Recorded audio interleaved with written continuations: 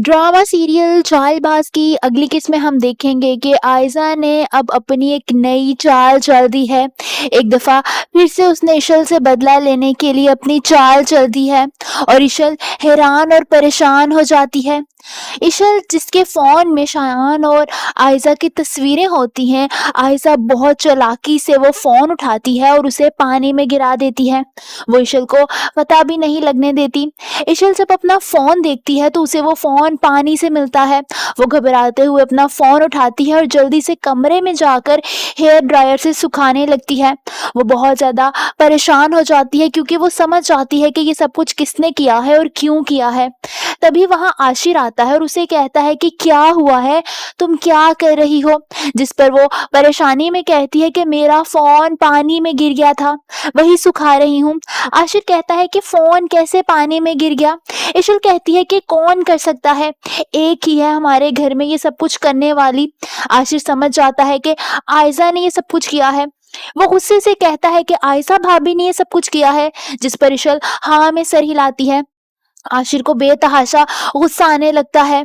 वहीं आशिर रोहान के पास जाता है और उसे समझाता है कि वो इनाया को माफ़ कर दे और उसे घर ले आए, मगर रोहान अपने भाई आशिर की कोई बात नहीं सुनता, बल्कि उल्टा उसको कहता है कि कल तक इनाया बस मेरी थी, मगर आज उसका एक और दावेदार आ गया है। अगर कल को उस बच्चे का भी कोई दावेदार आ गया तो मैं क्या करूँगा? ये सुनकर आशिर खामोश हो जाता है क्योंकि उसके पास बोलने के लिए कुछ नहीं होता। वो जानता है कि रोहान किसी की बात नहीं सुनेगा, वो सिर्फ अपनी ही मनमानी करेगा। वहीं आयजा असद के पास जाती है और असद उसे कहता है कि तुम मुझसे कुछ छुपा तो नहीं रही आयजा?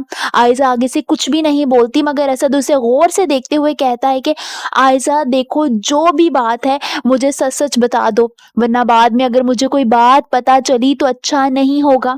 दूसरी तरफ आयजा की माँ यानी मुसरत बेगम इनाया की वजह से बहुत ज्यादा परेशान होती हैं।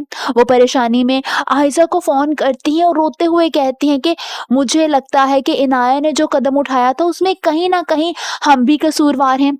उनका इशारा शायान और इनाया के छुपके निकाह की तरफ होता है। आयजा ये सब कुछ सुनकर खामोश हो जाती है क्योंकि वो अपनी गलती हरगिज़ नहीं मानती। वह इशल आशिर के पास जाती है और कहती है कि डर तो मुझे इसका है कि कहीं भाभी हमारे खिलाफ कोई चाल ना चल रही हो, कहीं वो शायान के साथ मिलकर फिर से कोई खेल ना खेल रही हो।